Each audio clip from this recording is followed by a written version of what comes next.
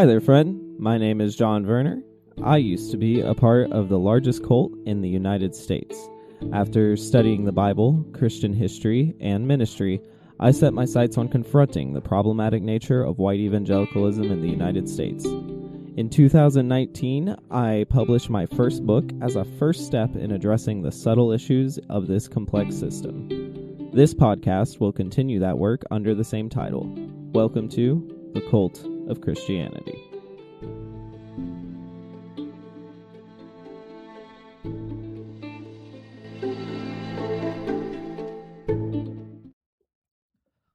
On today's show, we have a biochemist, author, and VP of the Old Earth Creationist organization, Reasons to Believe. In 1999, he left his position in R&D at a Fortune 500 company to join RTV. He was determined to share what he believes to be the powerful scientific evidence for God's existence and the reliability of the Bible. His books include Human 2.0, Thinking About Evolution, and Fit for a Purpose. Dr. Fazale, Rana, welcome to the show. John, thanks for having me. It's a pleasure to meet you and to spend some time with you. Absolutely. I've been full disclosure, I've been nervous about approaching this topic. I'm not a scientist, and to this day, I've never been formally taught evolution in any kind of academic setting. And so I wouldn't say I'm qualified to defend it. So you won't hear a lot of defending evolution from me probably, but I feel fairly comfortable with the basics of intelligent design and creationism arguments. So hopefully we can have a very productive and friendly discussion about these concepts. But before we do that, I'd like to get to know you a little bit more. I asked this question to a lot of guests. How did you relate to Christianity or religion the first 18 years of your life? Yeah, well, I guess I didn't relate much at all to Christianity, my first 18 years on this earth. I grew up in a bit of an unusual home. My father was from India, and he was a Muslim. He was a nuclear physicist. He worked in R&D and also was a college professor, and was devout as a Muslim. My mom came from a Catholic background, but she was a non-practicing Catholic when my mother and father met and married. And so growing up in our household, the religious system that my brother and I were most exposed to was Islam because of my father. My mom's parents, my grandparents, were devout Catholics. So when we would visit them or they would visit us, we would go to Catholic church. So I had some exposure to Catholicism. But again, the dominant religious system I was exposed to was Islam, and even dabbled a bit in it when I was a teenager.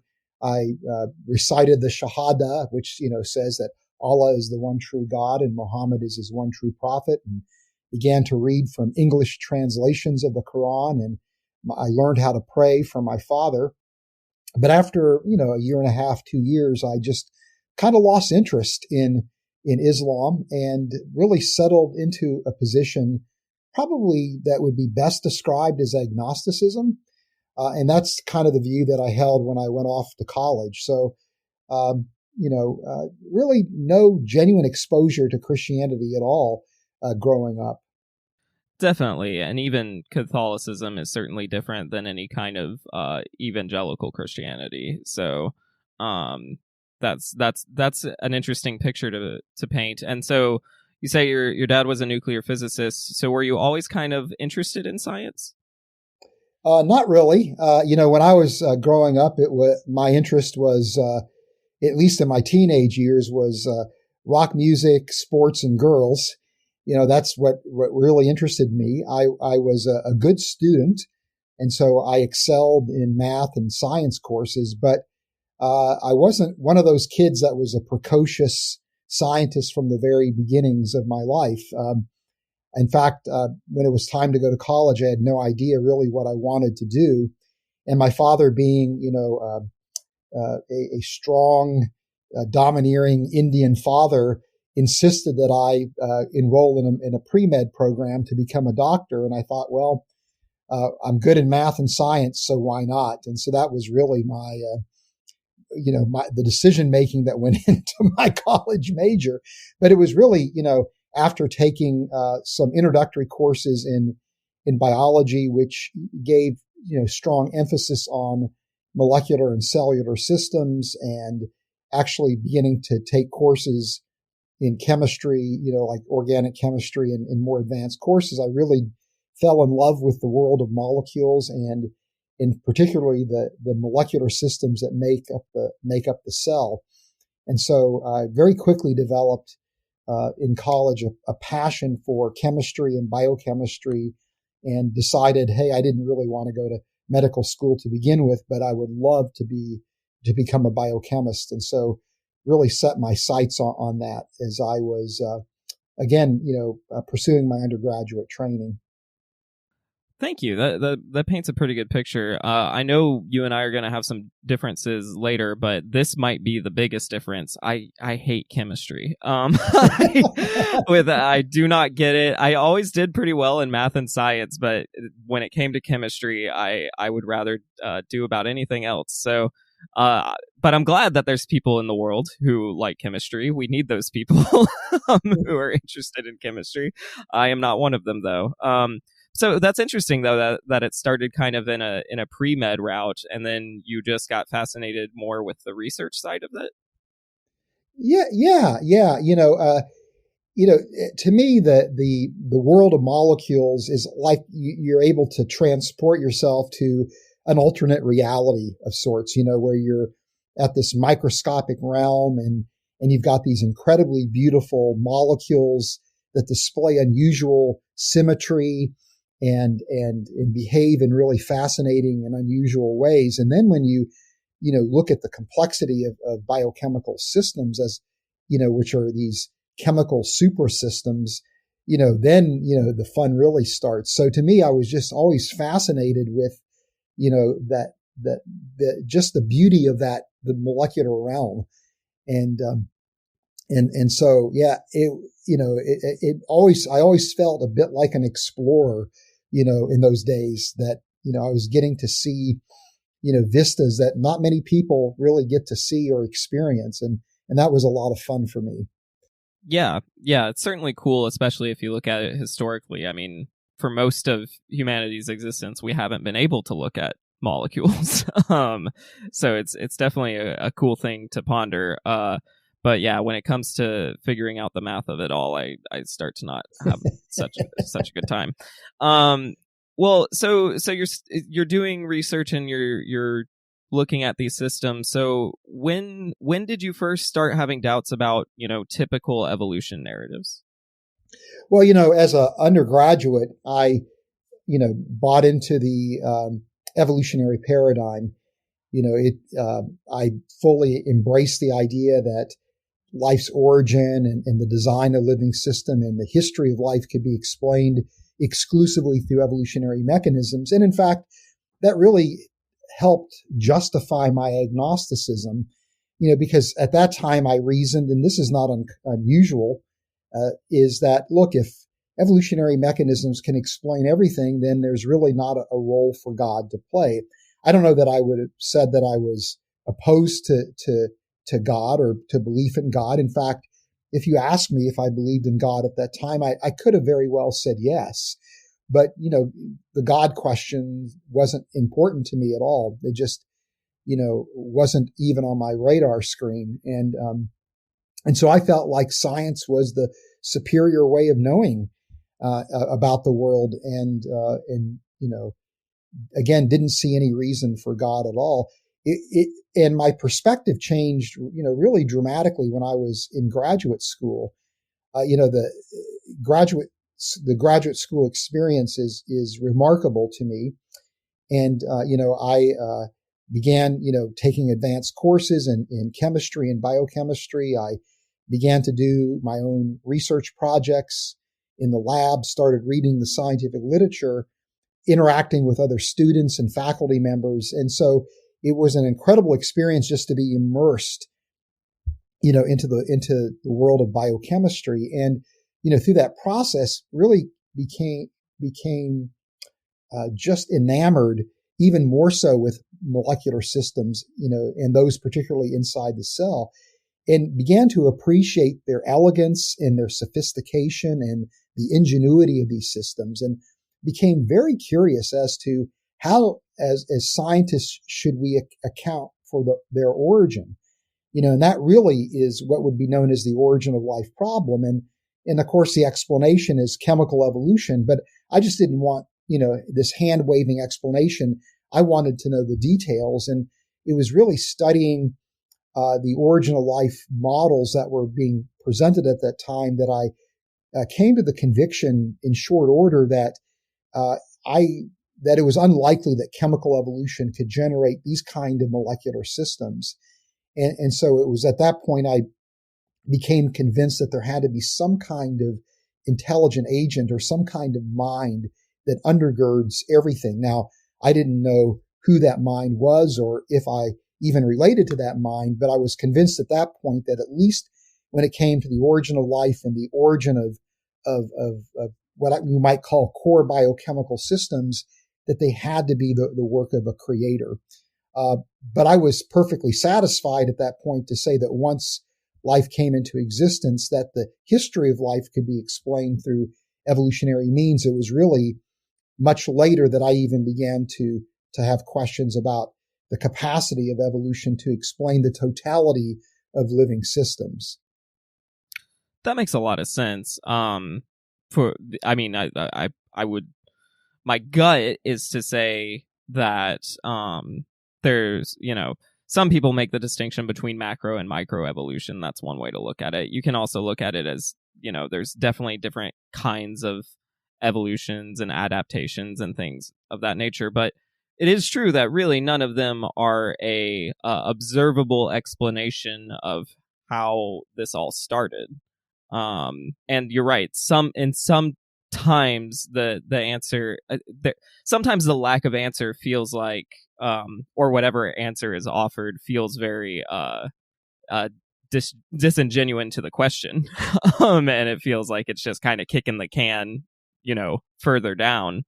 So that makes a lot of sense to me that your story could, for lack of a better word, evolve that way, and that you could, it doesn't sound crazy. I guess I'll just say that. I've in preparation for this, I was just looking up different things, and as much time as I spend in public or private calling Christians crazy, no offense to present company, I don't like that attitude in a serious academic sense. I really don't. I don't appreciate just calling people crazy or like they're lunatics for arriving at conclusions that are different than yours. I don't think that's very productive or really a good thing to do for humans to humans. Yeah. Well, and there are some Christians that I wouldn't call crazy too, by the way, even though they're my brothers and sisters, right? In Christ, I at times I think sometimes as Christians we can be our own worst enemy in terms of presenting the faith to people that for whatever reason are non-believers. So we always don't do ourselves the best service along those lines. But I came to faith in Christ shortly after reaching the conviction that there was a mind behind everything. And I've really have, that was, like 35 years ago. And I've really have spent, the last, 35 years revisiting those conclusions that I drew, as or arrived at as a graduate student. I have, continued to explore the origin of life question. I've continued to explore the case for design and the counter, to the design arguments. And, I'm more convinced today than ever that, the conclusions I arrived at were sound. But, it's interesting to me, and not to derail the conversation here, but when I was a graduate student back in the 1980s, it's been a long time ago now, there were two books that everybody was talking about that were popular science books, and they both were written by Francis Crick. One was called What Mad Pursuit, which is a wonderful autobiographical account of the discovery of DNA from Francis Crick's perspective. And the other book was Life Itself, also written by Francis Crick. And in both books, he essentially makes statements that suggest to me conclusions very similar to the ones that I was drawing as a graduate student. So in What Mad Pursuit, he closes the book by saying, biologists must constantly keep in mind that what they see was not designed, but rather evolved. And so, in other words, his point is that there is a natural proclivity to see biochemical systems as being designed. And as scientists, we need to suppress that and pursue, evolutionary explanations. And then, in Life Itself, he makes the statement that, it would almost be a miracle. The origin of life appears at the moment to almost be a miracle. So many are the things that have to be satisfied to get it going. And so, in other words, not to put myself in the same category as Francis Crick, but it's interesting that as a young graduate student, I was stumbling upon very similar ideas to what Crick was articulating, in both of those books. And so, the idea that, we don't know how to explain the origin of life is not controversial at all, even among origin of life researchers. And, the idea that, biochemical systems that have at least the appearance of design also is not controversial. It's even though, most scientists would view the origin of life in materialistic terms. Gotcha. One quick, I just want to ask you one more thing before we get into the bulk of all this. I'm assuming that you being convinced of intelligent design is still a separate thing from you coming to Christ, right? Because can you speak to that? Like maybe talk about what made you come to Christ? Because those are they're related, but they're not necessarily the same thing, right? Yes. To me, to become somebody that is a Christian theist, you first of all have to be convinced that there is a God that exists. And so that is really, in my mind, the first step. And so to me, the question on the table then was, well, who is God, and do I relate to God at all? And, and I actually began going down a path of universalism, or maybe the different religions of the world were just simply different ways that God attempted to communicate to the different peoples of the world. And it was through that process that I met a Pentecostal pastor, and he, asked me a question: have you, ever read the Bible? And other than reading through Genesis 1, the answer was no. I've never really picked up the Bible and read it.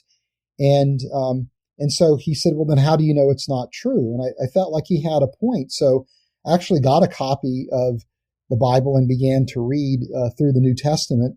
And I started through, the Gospel of Matthew.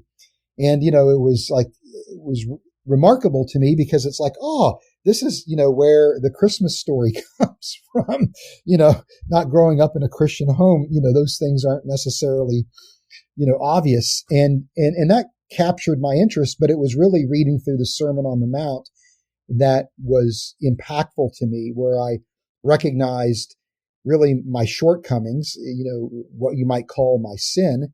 And I recognized that what Jesus was teaching was how to live an authentic, righteous life, which is what I wanted to do. But I also realized there was no way that I could do that. And I had this conviction at that point in time that you might call, in a sense, a religious experience of sorts, that this is actually true. And so there wasn't anything that, objectively convinced me that it was Christianity. It was really more the experience that I had. And it was really later on that I was even introduced to the idea of Christian apologetics, and the fact that you could make, kind of a historical argument for the life, death, and resurrection of Christ. So to me, it wasn't the process of recognizing a creator to me was a scientific conclusion that I drew, but the conversion experience was very much an experience. It wasn't, I don't think it was irrational, but it wasn't based on, an analysis of the evidence. Awesome. Thank you for sharing and filling me in. So let's get into this whole idea of intelligent design, right? First question I just have to ask right off the bat. Is there actually a difference between creationism and intelligent design as theories? I think the answer to that is yes. In that, the intelligent design movement, it essentially attempts to be an a-religious movement in the sense that the argument is that there is evidence for bona fide design in biological systems, in the nature of the earth, that is like a rare earth hypothesis, and that in the very makeup or fabric of the universe, and that design is detectable through science. And that's where intelligent design at least the intelligent design movement stops. Creationism, on the other hand, takes the perspective that there is actually a transcendent personal creator that is responsible for the world that we live in. And that creator could have intervened through process, or that creator could have intervened in a direct personal way through maybe fiat command or something like that to bring about his creative purposes. And so in a sense, creationism would subsume intelligent design, or intelligent design could point to different versions of creationism. So they're not mutually exclusive, but they really are distinct programs, at least. And of course, within a creationism umbrella, I know people who are Islamic creationists, there's Jewish creationists and, Christian creationists. And within those arenas, they are young earth, old earth, and even people that you would call evolutionary creationists. So creationism is really a broad set of ideas, and even in intelligent design, there's, an openness to common dissent, within the ID movement. So they're not monolithic systems, and they do overlap, but there are subtle and nuanced differences between them. Gotcha. Thank you for that. I think that was pretty clarifying, because I think those terms obviously get conflated a lot. And again, it's not the worst linguistic crime in the world, I don't think, but it's worth pointing out where they differ. So let me go this way. Evolution, on at least a small scale, and probably even more so than that, is observable. And I would say it's more observable than seeing intelligent things design things or create things.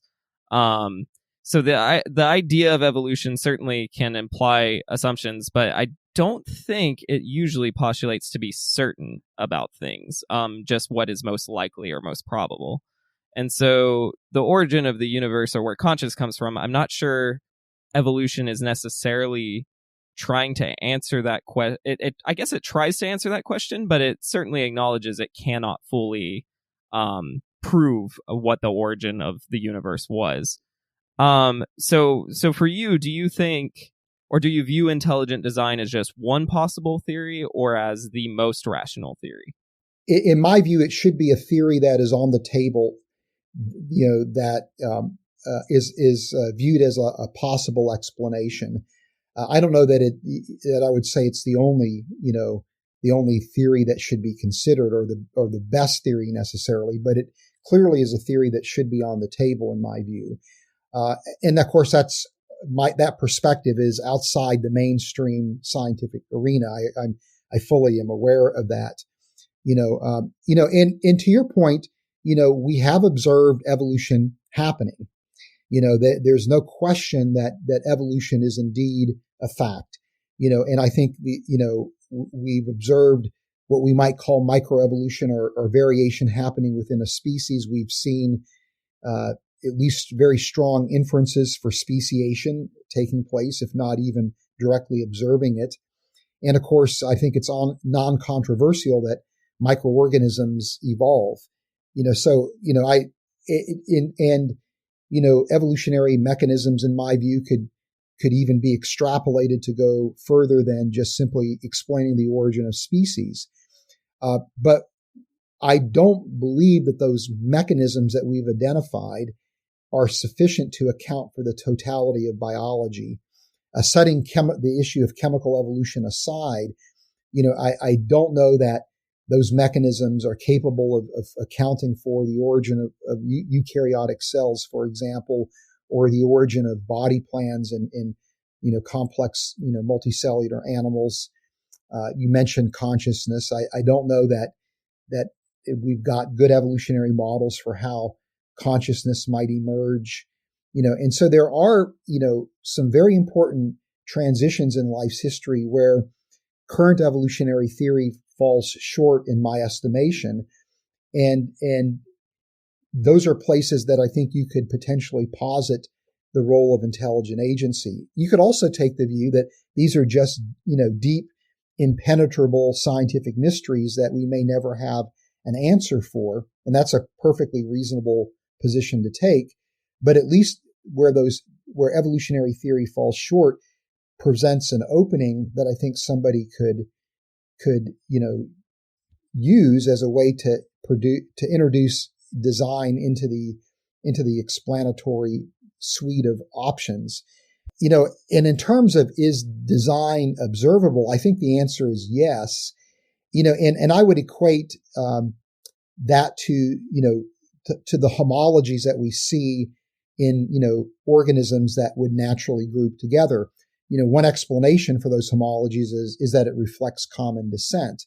But you're not really observing macroevolution. What you're observing are patterns that you would argue could be explained through, a macroevolutionary type of event or a set of events, right? Or a macroevolutionary history, where the assumption is on the part of many people is that the mechanisms of microevolution could be extrapolated to explain these larger scale transformations that are observed over vast periods of time, but there are alternative possibilities. It's interesting that prior to Darwin, people like Sir Richard Owen saw those shared features as reflecting essentially an archetypical design that existed in the mind of a creator that was functionally manifested. And so in the sense that homologies are used to make the case for macroevolution, you could argue that the design features that we see in living organisms could be used to posit the role of a designer. And so I think there is observable evidence in a sense for both models. Yeah. To maybe a good part to spot to talk about maybe the difference between possibility and plausibility, because certainly many things are possible. And really an infinite amount of things are possible. But there's a level of plausibility, and I think, again, not a scientist, but I think a lot of times when people are using evolutionary models to then make inferences, they are indeed making inferences, but they're making what seems to be very plausible inferences. So I guess that's where I'm trying to get with that question with intelligent design is it is obviously very possible that there's an intelligent designer, but is it plausible in the same sense? You talk about models. Do you just have to use a very different model to make it plausible? Yeah, well, when you start talking about intelligent design, I think there are two components to what you're looking at here. One is design detection, and then the other would be the mechanism of instantiating that design, right? And so, in a sense, those are really two very different questions. But I would point out that there are scientific disciplines that are, in a sense, intelligent design disciplines. And people that work in these fields don't like it when you say it, but in fact, it's true. For example, let's take archaeology, particularly archaeology that is applied to, the hominin fossil record. So, you have archaeologists that can examine a rock and determine if that rock was shaped by natural processes or shaped by some kind of intelligent agent, let's say Homo habilis, right? And that they use a very specific set of criteria to make that assessment. In fact, I've studied how archaeologists draw those conclusions. And, and there's really a set of three criteria that they're using. Does this system display what we might call artificiality or evidence for some kind of manipulation or evidence for design? Are there alternative explanations that involve, natural processes? Could these features be due to the weathering of the rock or to some kind of geological process? And then there's an area called experimental archaeology where archaeologists go into the lab and they try to replicate those features, those systems, to see what it takes to do that. And you see the same kind of reasoning being employed by SETI, the search for extraterrestrial intelligence, where the claim is that we can determine whether electromagnetic radiation is emanating from a distant object through natural mechanisms or through the activity of some kind of intelligent alien civilization. And the criteria, again, are the same. If you look at the recent proposal by A.B. Loeb at Harvard University, an astronomer who argues that Oumuamua, which was this interstellar object that passed through our solar system a couple of years ago, he actually makes an argument that this is an alien artifact. And his argument is essentially the same argument that an archaeologist would use, which is, there are features that are artificial. We can't explain it through any reasonable natural process mechanism. And then he talks about his work in trying to create light sails to send, sensors to Alpha Centauri, and uses that as a basis for interpreting, some of the features of Oumuamua. And so the point here is that, you can develop a rigorous scientific technique to measure design, or a set of methodologies to measure design. And so, for example, in my book, The Cell's Design, I make a case for the artificiality of biochemical systems. That is, that they have the appearance of being designed, and it's bona fide design, not apparent design. In a couple of books, Creating Life in the Lab and Origins of Life, I detail why chemical evolutionary models can't explain, at least as we currently understand the models or the process of chemical evolution, why it can't, explain the origin of life and hence the origin of biochemistry. And then, in a book called Creating Life in the Lab, which I just mentioned, I also point out that any attempts to try to create cells that are part of efforts in synthetic biology demonstrate intelligent agency is an integral part of that process. And so it's the same set of criteria that an archaeologist would use or a SETI researcher would use. And so I would argue that it could be understood as a bona fide, scientific conclusion that is robustly plausible. Okay, this is where my mind went. The non-science mind went. That's still, in those examples, we're still making assumptions about kind of creatures or intelligent. Like, the variables are more concrete than the idea of someone who could do something like create a universe, right? Like, that's still contained within like a very material world. So I guess, like, the model that these scientists are using to determine whether something came from intelligence or naturally occurred is still operating kind of within the material world and not inferring all the way back to the creation of something. Does that make sense? Where the problem I'm spotting? Yeah, and I think what you're raising I think a good point. And that is that we're operating within the confines of our universe when we are looking at SETI explanations, when we're looking at explanations for the archaeological record. But I don't know that by positing an intelligence that exists outside the universe is necessarily undermines the plausibility of that model, right?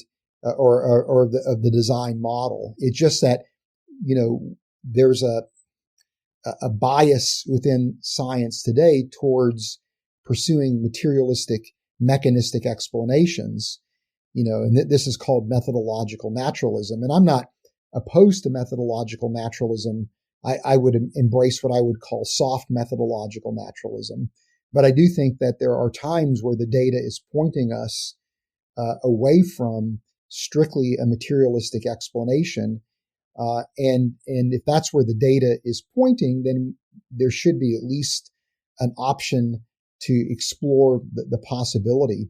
Well, I agree that there should always be the option to explore possibility in other fields like philosophy, spirituality, and other things. I guess it's just like, but where the science stops, I feel like you have to start over, not just keep going with something else. Does that make sense? Yeah. And I mean, in a sense, this is, probably our disagreement is more related to the nature of science itself, more so than anything else. And I understand the value of methodological naturalism, where you want to pursue materialistic explanations. And even from somebody who holds to a Christian worldview, I would say that that methodological naturalism is fully compatible with the idea of a creator providentially instituting laws of nature and processes within nature that are predictable, that are regular processes, and that would lend itself to looking for, again, mechanistic explanations for phenomena that fall underneath that umbrella, where you're really dealing with proximal causes. But when you're now scientifically probing questions that deal with origins and what you might even say ultimate causation, I mean, that's where I think you have to have an openness to the possibility that there could be inputs that are coming, outside the system itself, outside the universe itself. And so that's where I think we would probably disagree, is that I think, let me use this as an example to kind of highlight really what I think is a philosophical bias that is artificially restricting the province of science. So, we know that at least our local universe appears to have a beginning, right? I'm not an astronomer, but this is what I understand, is that, this is, in a sense, part of Big Bang cosmology, that matter, energy, space, and time seem to have a singularity, arise from a singularity that could be understood as a beginning. Which means that that there is something outside the universe that caused the universe. One explanation is that it's a transcendent personal creator. The other explanation is that we're part of a multiverse, that there's, some kind of fluctuating, eternally existing gravitational field, or this quantum foam that's popping universes into existence. And so the multiverse explanation and appealing to a transcendent creator are equivalent ideas. Both of them, in a sense, are not genuinely testable. But many in the scientific community would strongly prefer a multiverse because it is a mechanistic, materialistic explanation and conforms to methodological naturalism, and they would reject the role of a transcendent personal creator because it violates the tenets of methodological naturalism. So there, what you see is a preference for a particular explanation based on philosophical constraints, not on what is logically or evidentially plausible. And so I see that same bias being imported, let's say, into the origin of life question, where, I've interacted with a lot of origin of life researchers. I've published articles in origin of life journals. And, origin of life researchers are the first to admit we have no clue how life originates, but they also are absolutely convinced that chemical evolution is going to be the answer. And it's essentially a conviction, towards a materialistic explanation, not necessarily what the evidence, shows. And again, it's fine to have that conviction, right? But it is a philosophically driven conviction. It's not evidentially driven. Well, it might be evidentially driven though, because again, it's inferring things from what is observable rather than inferring things from what might not be as observable, if that makes sense. There's a lot. Observable and also material are two very difficult words because They can mean different things to different people. I want to keep going on this, especially you brought up multiverse, and that's like my favorite thing, but I'm like, I gotta keep moving or this will be a 5-hour episode. So first off, I think I know where you sit on this, but just to clarify, so the Bible is literature. That's a different category. There's certainly science to the Bible as far as its reliability, but broadly speaking, the category is literature. So while both can contain evidence about humanity, dare I say, contain some truth, do you agree the Bible should not be relevant as far as what is taught about science? Yeah, I would actually agree with that. One of the things we do at Reasons to Believe is present what we call a testable creation model, where we're trying to integrate the discoveries from science with what we see as the creation accounts found in Scripture. And, many people misunderstand what we're doing when we do that, where they argue, well, are you trying to present, a biblically based scientific theory? And the answer is no. But what we're trying to do is present, a case for the reliability of the creation accounts in Scripture in a framework that those people who are scientifically minded feel comfortable engaging, right? So it's really what you might call an apologetics tool that we're using, not trying to, in a sense, reimagine how science should be done, if that makes any sense. So I would actually agree with you that the Bible in that sense shouldn't become part of the construct of science. But it's not to say that there can't be discoveries in science that again can be used to affirm what we see in Scripture. Gotcha. Okay. Yeah, I think I agree. I didn't study very much science, but I studied a lot of Bible, so I'm not against anyone creating a worldview out of what they've read in the Bible. But I think it is very important to always distinguish to be able to make distinctions. Not that there's obviously overlap in the human experience, but if we're not able to make distinctions, I think actually stilt the conversation sometimes. You've mentioned your RTB, and you yourself are old Earth creationist. So for a Christian, the Earth, it could be 10,000, 10 million, 10 billion years old. And it doesn't really affect the central tenets of their faith. It might undermine some trust in ancient texts, but to go against the proven results of science in favor of a dogma, that seems like certainty more than faith. So is the age of the Earth important in a Christian worldview? My personal feeling is the answer is no. Because I don't think the age of the Earth has any bearing ultimately on central doctrines of the Christian faith, of the historic Christian faith. So, Yeah, so I would say that the short answer is no. And, and I think we want as Christians to take, the findings of science seriously.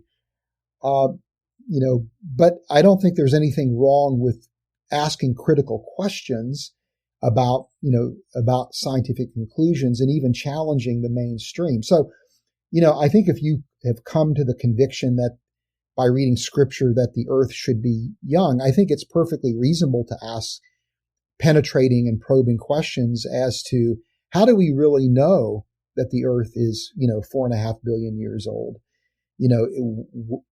What are the methods that are used? Are those methods reliable? What are the assumptions that undergird those methods? So I think those are reasonable questions to ask. But I think at the same time, we need to, once we've asked those questions, I think we need to be open to, accepting the answers that come. Now, that may seem like a hypocritical that come from science. That may seem like a hypocritical statement because I am skeptical about aspects of the evolutionary paradigm, but my skepticism is largely steeped in scientific concerns more so than anything else. And plus, I do actually see, again, evidence for bona fide design in biological systems. And I recognize that, again, teleology is not part of the construct of biology today. So, my position that, again, there's evidence for a creator's fingerprints in biology is driven from the evidence that I see. And my skepticism about at least facets of the evolutionary paradigm, I would argue is scientifically based. Though again, it is admittedly outside of the mainstream. Sure. Can I, and feel free to not answer. I don't want to probe too much, but like, if you were presented evidence in your field that was more compelling towards a evolutionary model of the origin of the universe, would that sway you, or are you, because I came from faith and I came from most of the creationists I was around were certainly young earth creationists, so that's kind of a different brand of creationism for sure. But would you be open to actually exploring that, or would your faith tug at you more?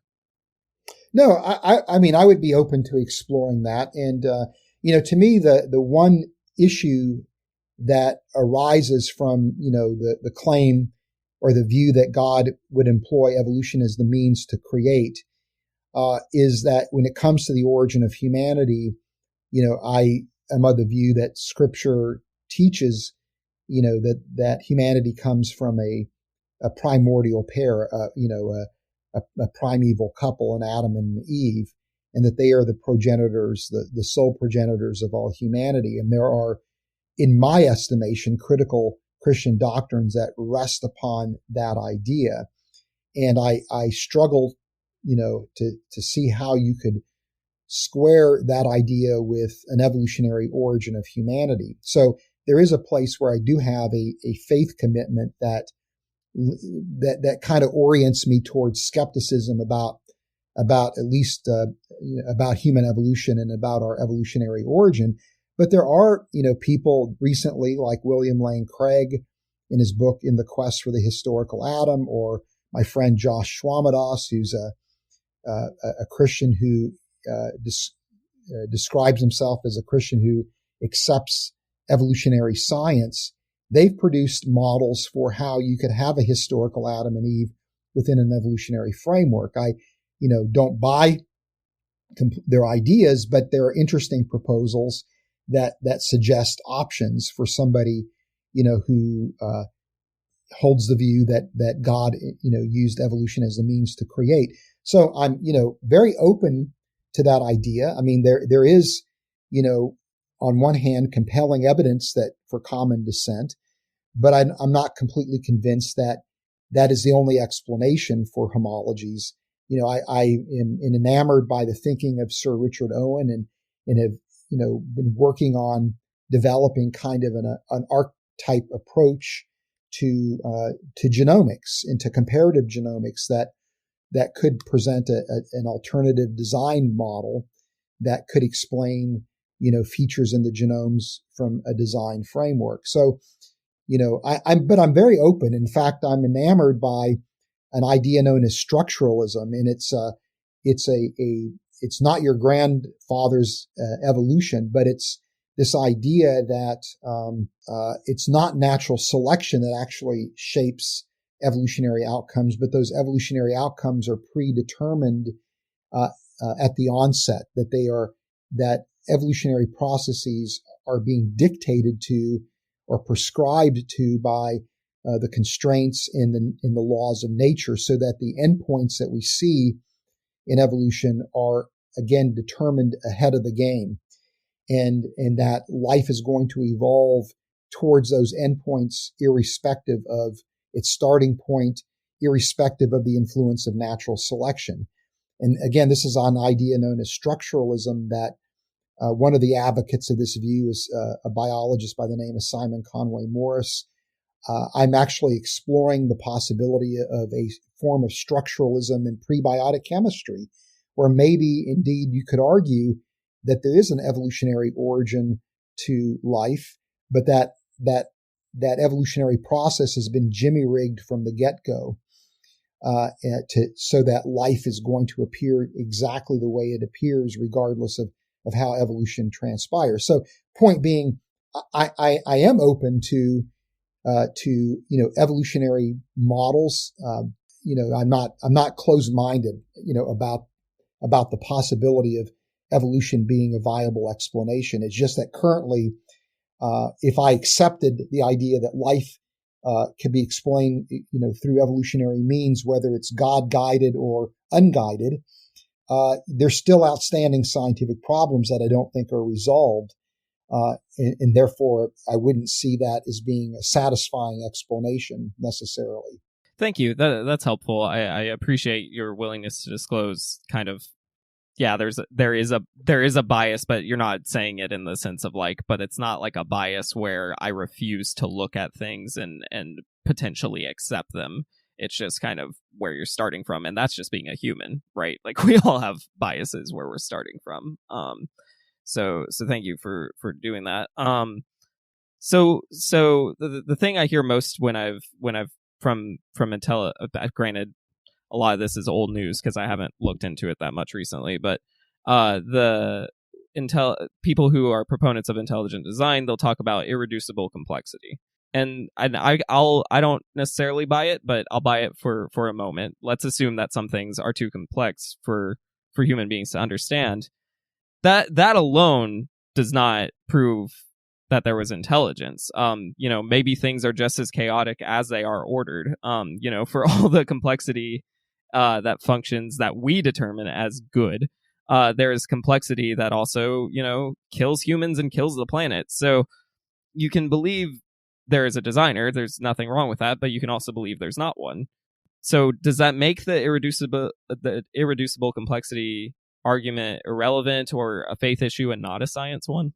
Yeah, that's an interesting question. And just as a point of clarification, I have a love-hate relationship with the idea of irreducible complexity. And I'm very sympathetic to your point.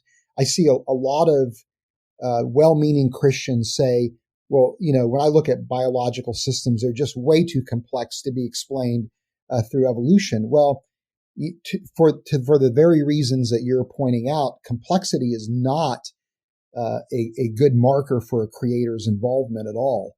Now, what Michael Behe is trying to do with irreducible complexity, and I see the same thing with Bill Dembski and his idea of specified complexity, is saying that it's not just simply complexity, but that there is a characteristic to that complexity or patterns to that complexity that suggests design. And so that's what they're trying to do. They're trying to move beyond just simply that idea of complexity, being the marker for design or being the argument for design. And what I don't like about irreducible complexity is the way that oftentimes the argument is framed by Christians, where they'll say, well, evolution can't explain the origin of irreducibly complex systems, therefore it must be designed.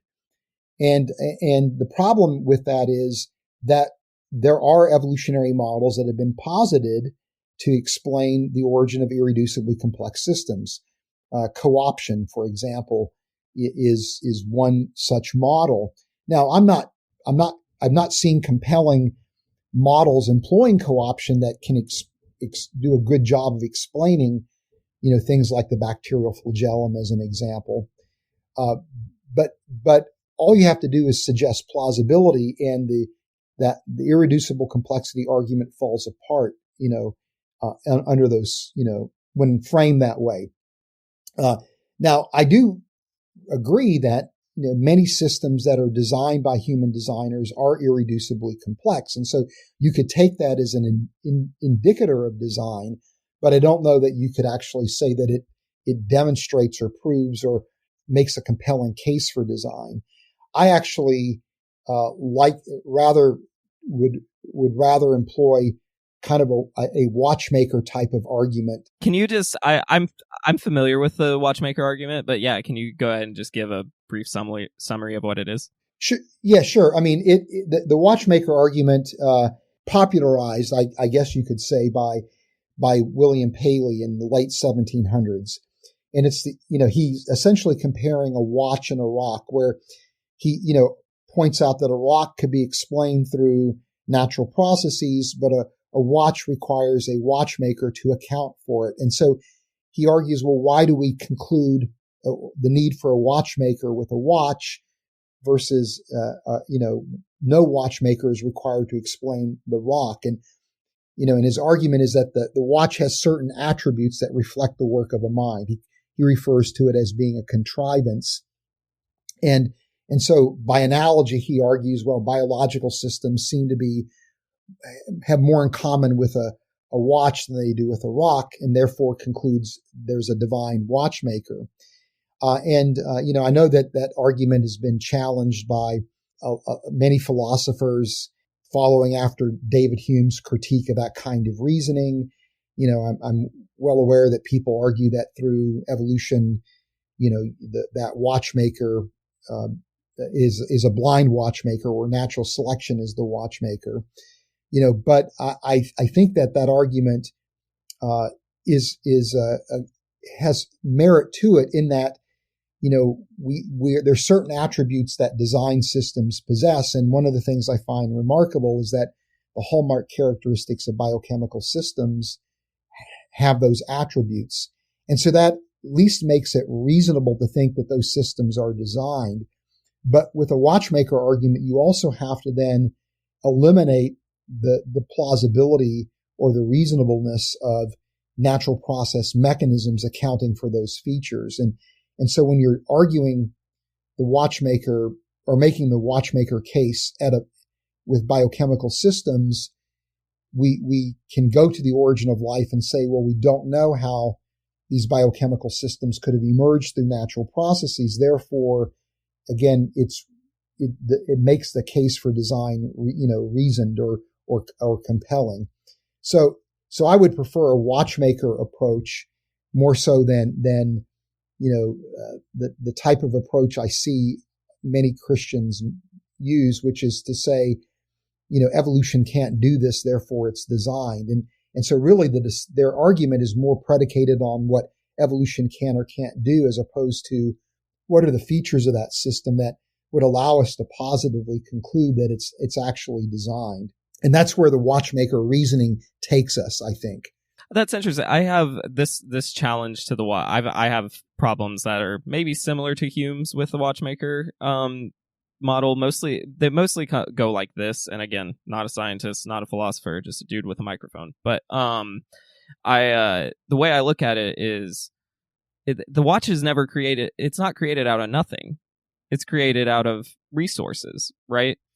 And so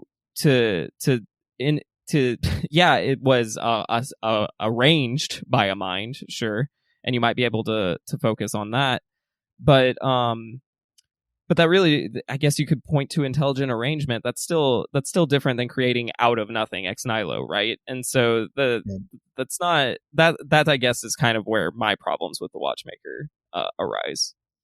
Yeah.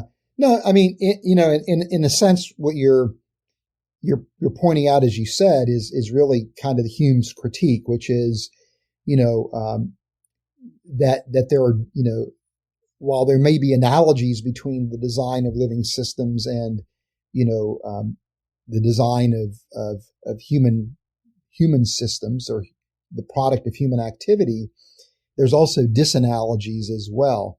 And so over the years, I've looked at, different, disanalogies that people have proposed and have argued that those disanalogies really don't invalidate the watchmaker argument. And the thing is that, Paley wasn't really arguing for kind of a creation out of nothing. He was, really, assuming that matter existed, and that how do you explain that arrangement of a matter that we see? Is it through natural processes or is it through some kind of involvement of intelligent agency? And so, when you look at, the Genesis 1 creation account, there's only three places in that account where you see the idea of creation out of nothing. One would be with respect to the universe. The word that's used in the original Hebrew is bara. Then there's the use of bara dealing with the origin of what appear to be sea mammals, interestingly enough. And then there's the word bara is used with respect to the origin of humanity. Almost every other place that deals with the origin of biological systems, the words asa, yetzar, or bana are used, which in a sense mean to fabricate something out of existing material. So it still involves a divine action, but it's not out of nothing. And even when it comes to the creation of human beings, the words that are used are both asa and bara, where humans are made out of something that pre-exists, but there's also something original to humans that never existed before, which seems to be connected to the idea that we as human beings bear God's image. So to your point, I think, I don't think Paley was arguing for a creation out of nothing in his argument, but really, how do you explain the arrangement of the parts? Do you need intelligent agency to account for that arrangement of parts? And so, likewise, when I look at biochemical systems, obviously these systems are not created out of nothing, but they are created out of molecular systems that were pre-existing, right? And it's even quite possible that God could have, created within the laws of nature. Gotcha. First off, always fun to hear Hebrew because that's something I am actually somewhat familiar with. So, good job. I was like, oh wow, you did good with your Hebrew definitions, better than I do sometimes. Thank you. Okay, so in that vein though, if he's not arguing out of nothing, are you saying that? I guess in this, what it gets me thinking about is like, well, what's the difference between saying Big Bang and God at this point, or a deism type of ideology? Because it to postulate, oh, it looks like something started this. That's not intelligent design, right? Like we're saying it has a mind or a purpose or something, right? Yeah. To me, when you talk about the beginning of the universe, I don't know that in and of itself that necessarily compels you towards theism, but I think, it could be deism or it could just simply be, again, a strictly materialistic explanation if you're positing something like the multiverse, right? When you look at the fact that there seems to be design in the universe with respect to the fine tuning of the constants, or when you see the appearance of design, again, in living systems, if you take that as bona fide design, I think that design implies a personality, behind the universe, because design is something that implies a personal being of some sort that produced that design. that it implies kind of a purpose or an intentionality, which are attributes that I think come from a personality. So when you couple the beginning of the universe with the design of the universe, I think you are in the arena of theism as your option, if you're positing, again, a creator, from that evidence. Okay. Thank you for that clarification. And you brought up that you said the word, it's fine tuning, which I like that one because I'm a big fan of Christopher Hitchens, and he even admitted, he's like, the fine tuning argument, in his classic sarcastic way, he was like, fine tuning is the only thing that a theist has ever said to me that's compelling. And I think that's worth noting that someone like him would say that. Because it is true that that fine tuning process seems to be somewhat purposeful. But on the flip side, we know we're pattern seeking creatures, and so it makes sense that we would try to see the patterns beyond what we're capable of observing. And also, obviously, we can't observe cosmology all at once. So it's almost like there's so many variables and an unimaginable distance between where we are now and what we can infer from history. So that, I guess, again, we can use models to guess, but I haven't heard from too many like evolutionary biologists. They're really reluctant usually to say too many theories about the origins of the universe. It's usually in the vein of, this is something that's interesting to me. But they're not presenting that in the same sense of like, this is my best explanation. They're just saying, here's a plausibility. So I guess I'm coming back to this problem of like, intelligent design. I'm not saying it's impossible, and for all I know, it might be plausible. But what is the evidence that it is plausible? Something that I think should factor into this conversation is an interesting problem that has been identified by origin of life researchers, and for example, an origin of life researcher by the name of Clement Reichertz published an article, a perspectives piece in Nature Communications, and I'm trying to remember the title of the article. But what he was discussing in the article was the problem of what we might call unwarranted researcher involvement, where his point is that when we look at the work that's taking place in prebiotic chemistry, what's happening is that many times the researchers themselves are actually involving themselves unwittingly in the experimental design such that their involvement actually influences the outcome. He basically is, arguing that, in a sense, intelligent agency has become a component of a lot of the prebiotic simulation studies that are being done. And if you remove the involvement of the researcher, it's highly unlikely that those prebiotic studies would be successful.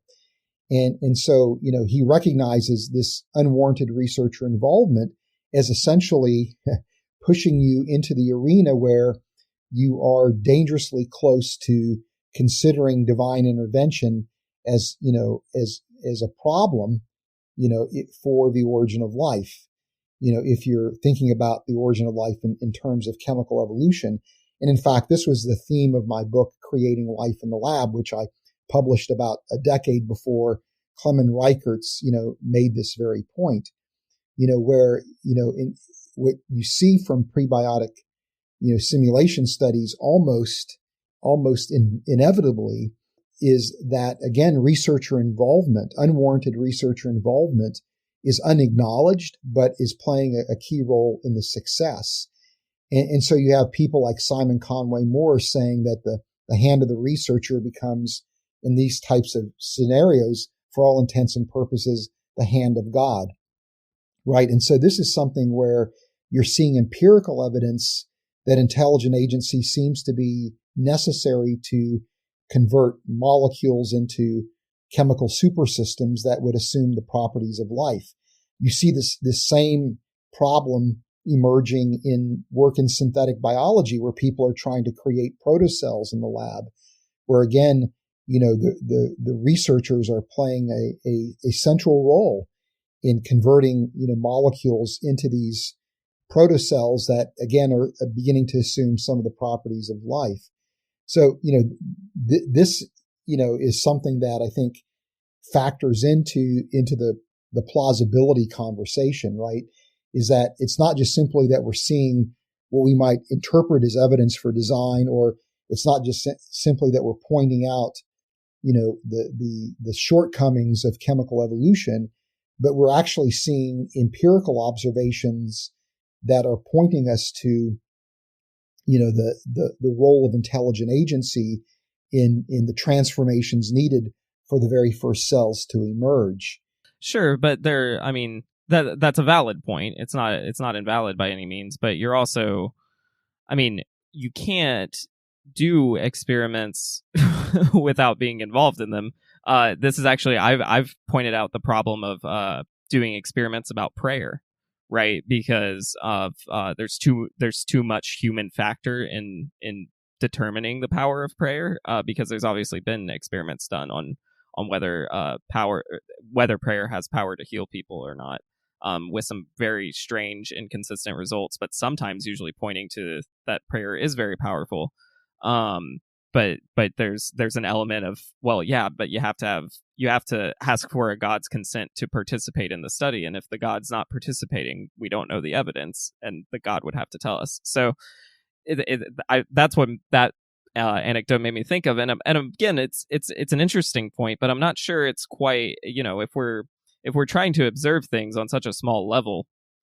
I agree that like we're never going to get satisfactory answers for the origin of life in the same sense that we understand how our phones work, right? It's a different thing. It's theorizing.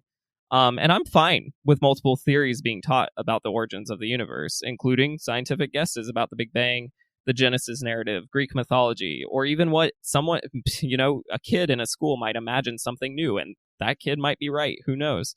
But I think it could be dangerous, particularly when evangelicals argue that creationism or intelligent design should be taught in science classrooms, at least with the approaches I've seen them use. Do you see any potential problems with teaching intelligent design as science to children? I do, and before I answer that question, just let me go back and clarify something real quick about the argument that I was making. I do agree with you very much that if you don't have the researcher setting up the experiment, then it's never going to happen.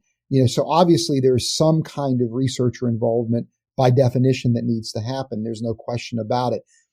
To me, my point is that it's not that the researchers are involved, but it's that it's an unwarranted involvement.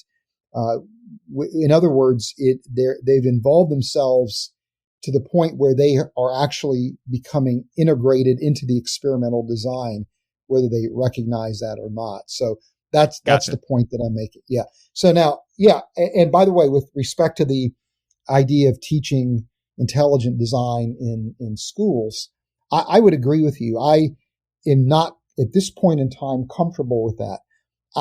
In my opinion, once intelligent design legitimately becomes part of the construct of science, then at that point it can be introduced into the science curriculum in high schools, or even, junior high or whatever. But I don't think it has a place in the science classroom until it actually becomes a bona fide part of the scientific construct. And we're not at that point right now. Right. And so, I don't think it has a place. I appreciate that. That's refreshing. Again, I understand that your research into intelligent design is very different than what I was around back when I was in Bible college. And I'm very appreciative of it as caring about doing things the right way, and not just putting the cart before the horse, so to speak, and trying to get a certain view on equal playing field with other views.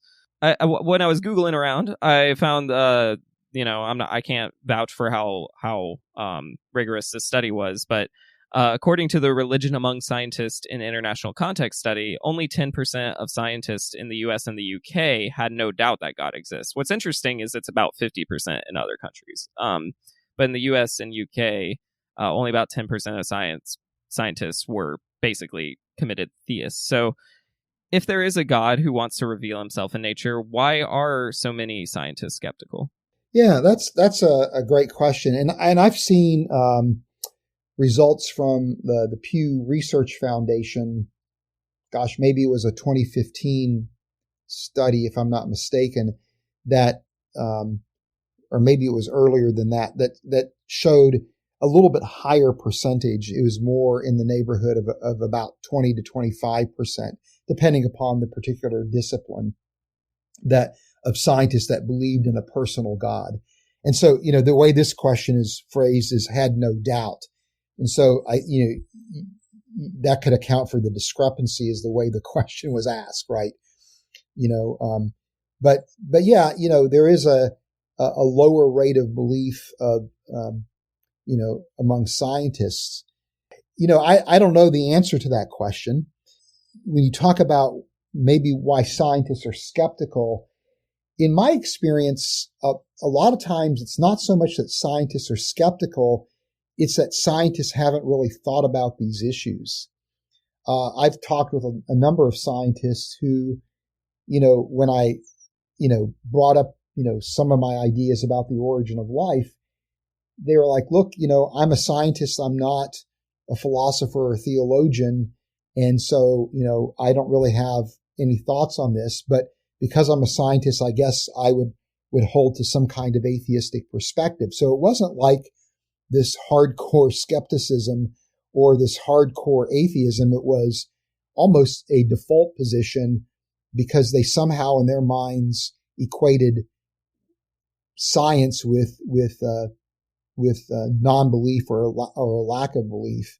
It's hard to know how to make sense of that data because I think there's a number of sociological factors that we would have to consider, as well as psychological factors. But, I think, there is, again, some of this, I'm just thinking about the scientists I knew when I was in graduate student or the students of science. And again, a lot of people just never thought much about it or their perception of what religion demands of them has been shaped by young earth creationism, for example.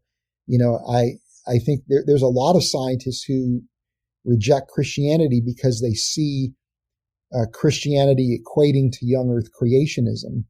And for that reason, they don't entertain, again, the Christian faith. So there's some of that going on.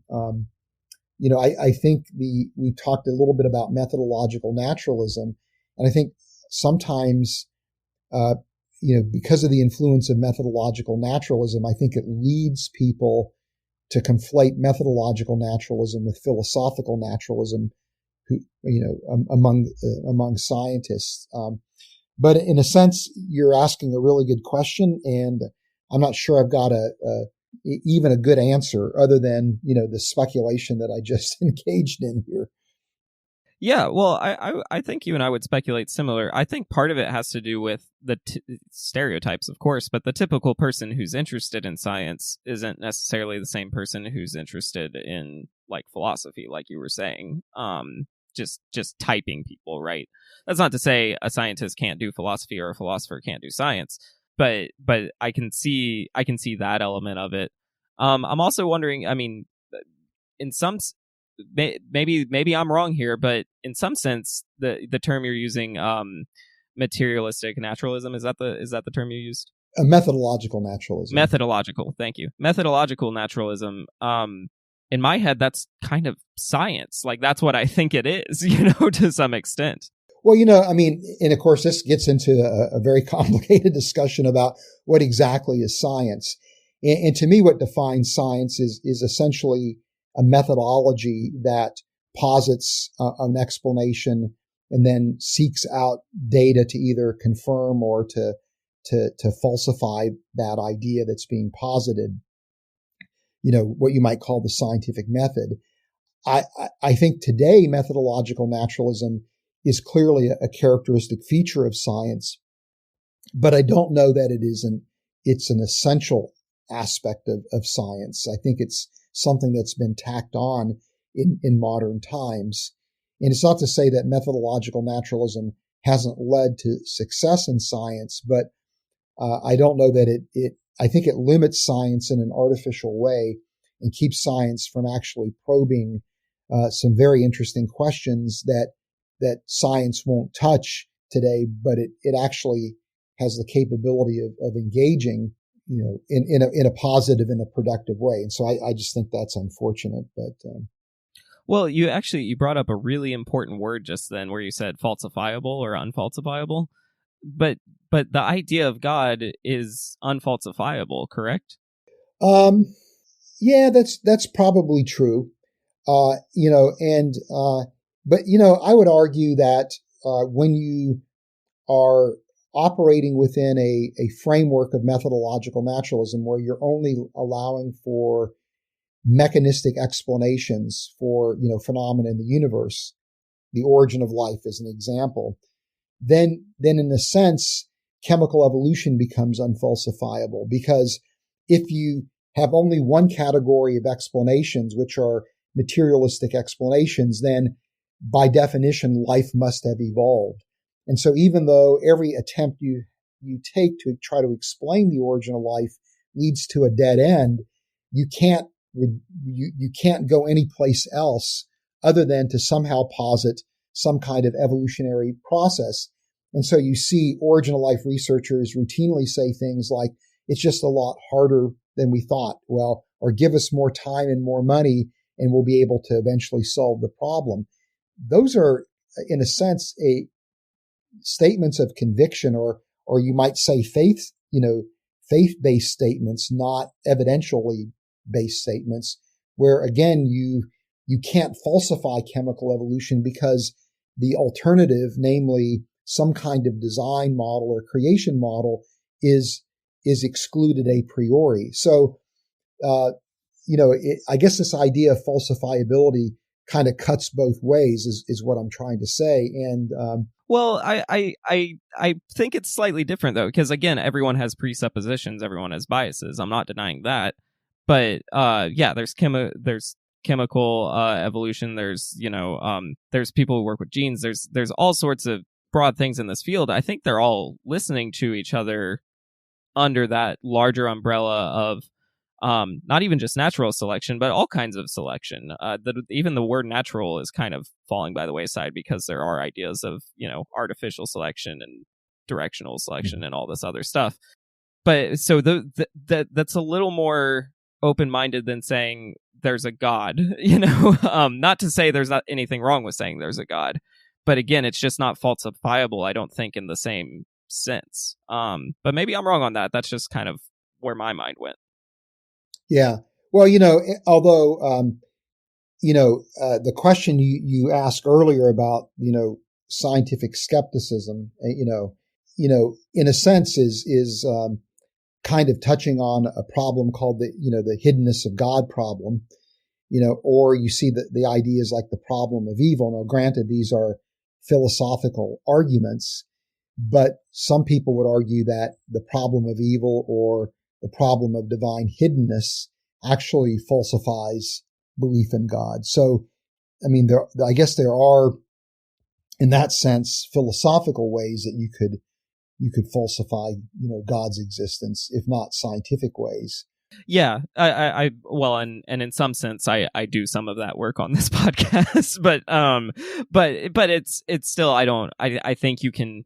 The nice thing about God is it's actually definitions are there's a lot of variance in definitions of what God is, and I would say even to the individual, and I think there's actually some beauty in that too, so I don't think it's bad.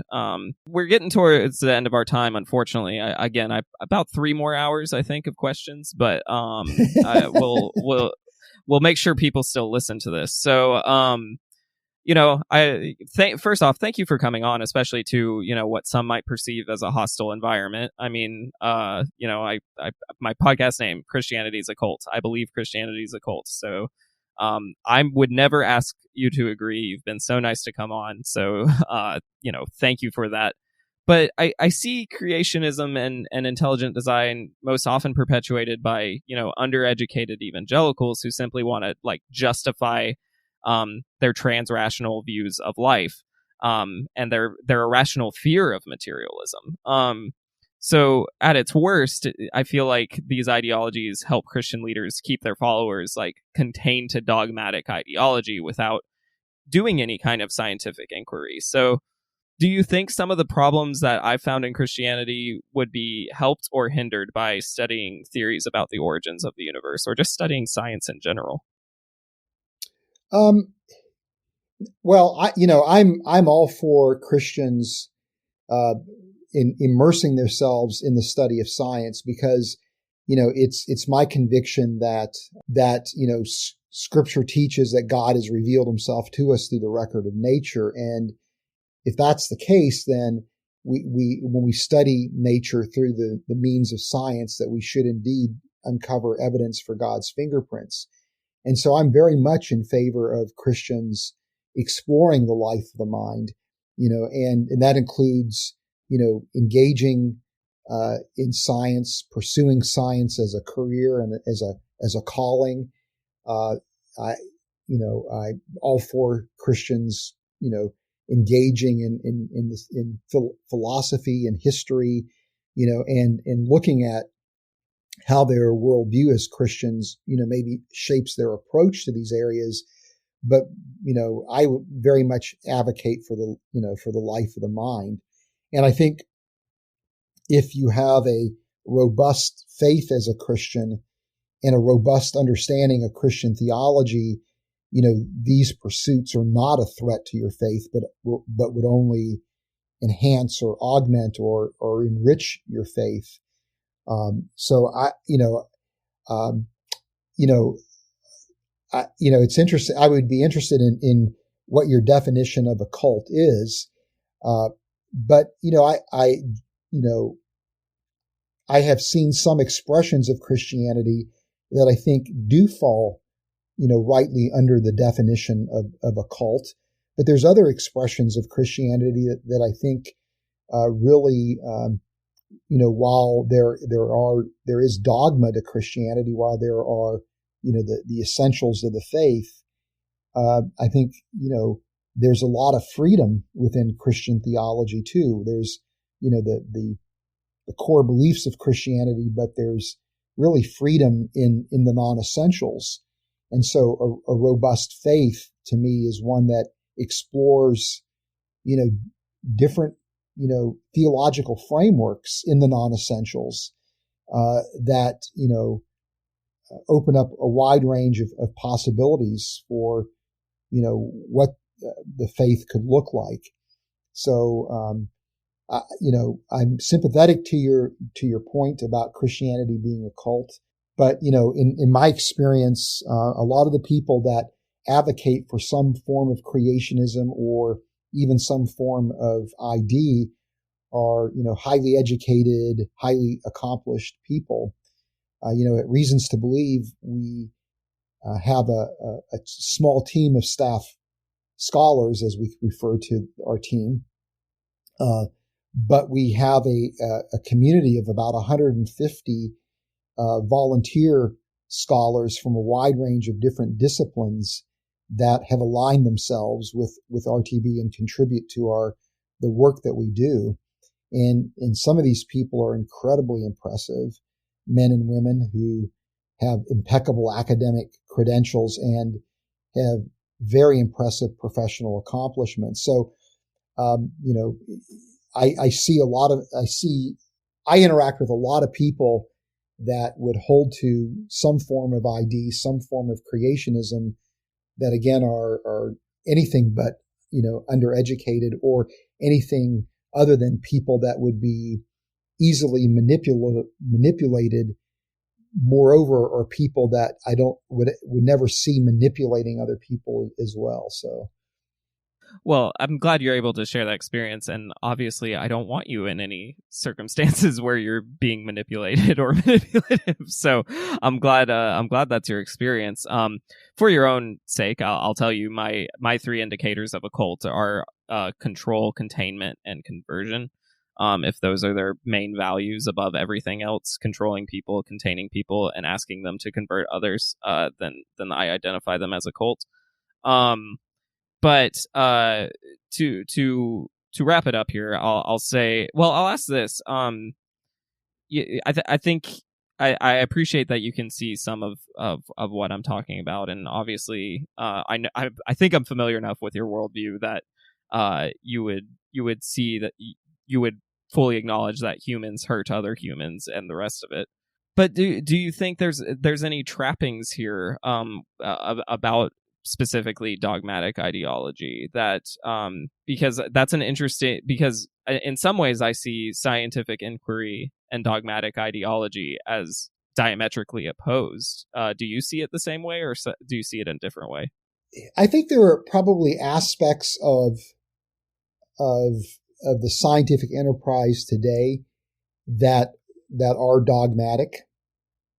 And again, we talked a little bit about methodological naturalism, and I would see that as part of the quote unquote dogma of science.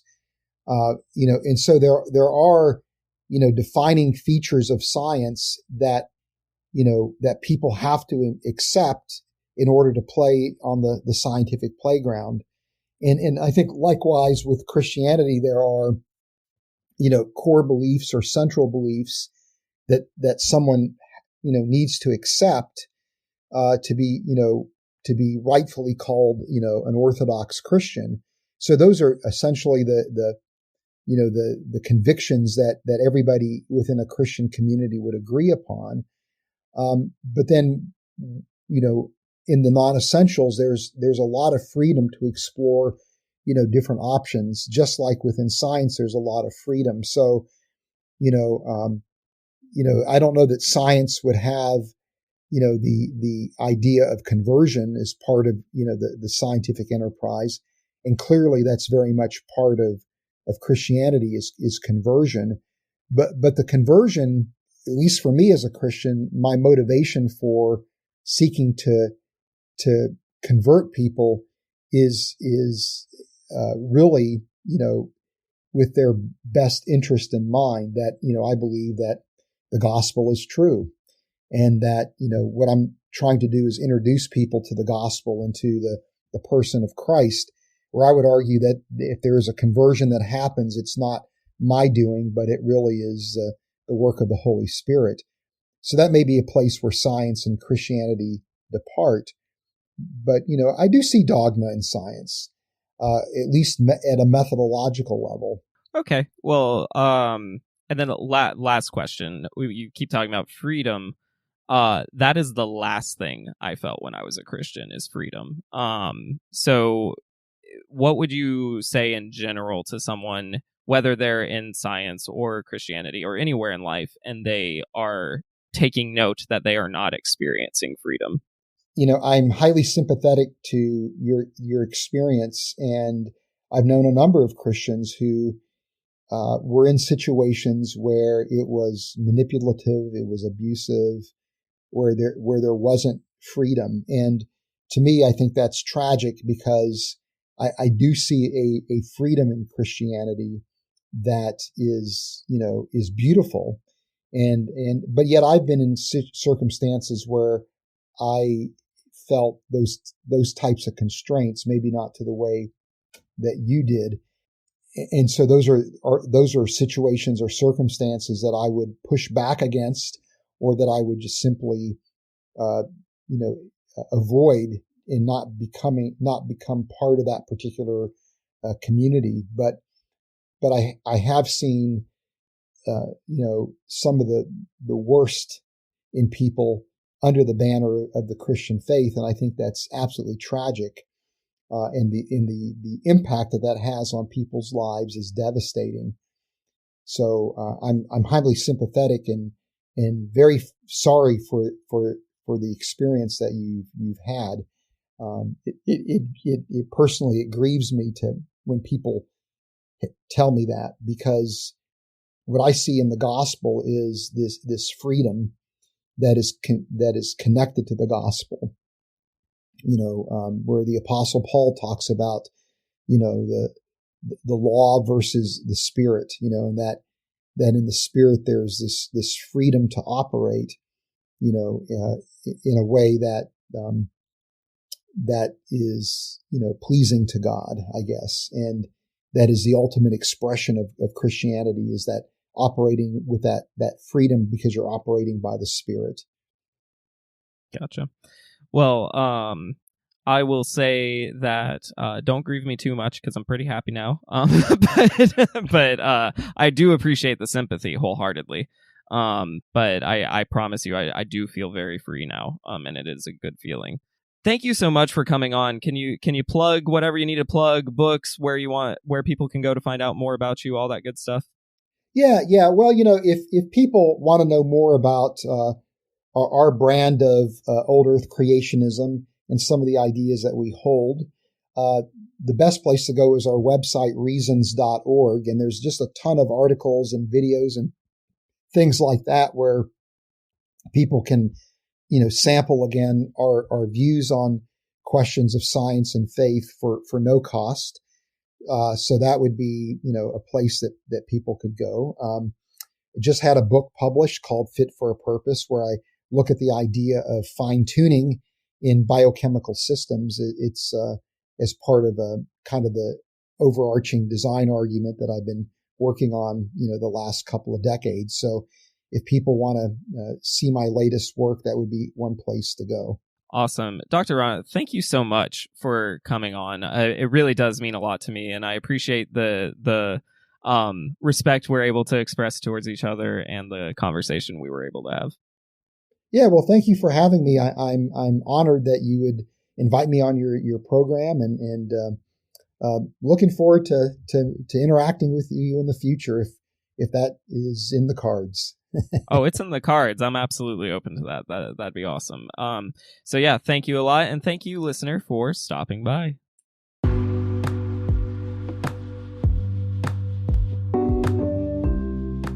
If you wish to learn more about what's going on in my life, or wish to purchase my book, go to thecultofchristianity.com.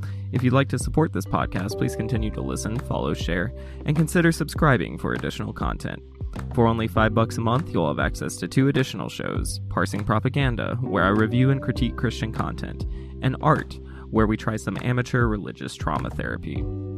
Every subscriber becomes a part of something bigger than this podcast as we endeavor to hold churches accountable, speak the truth boldly, and most importantly, love others despite our pain. Thank you for listening, and remember to keep love in your life, hope in your heart, and searching in your soul.